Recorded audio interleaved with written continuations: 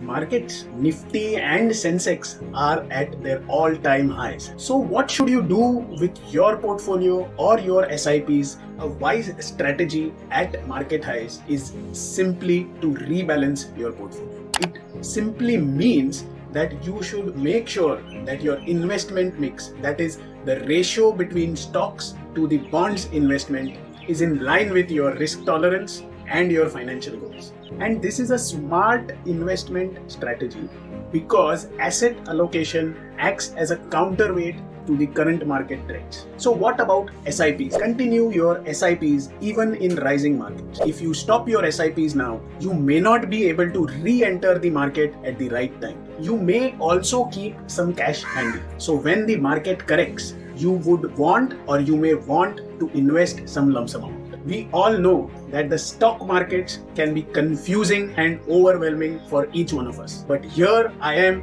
to help you.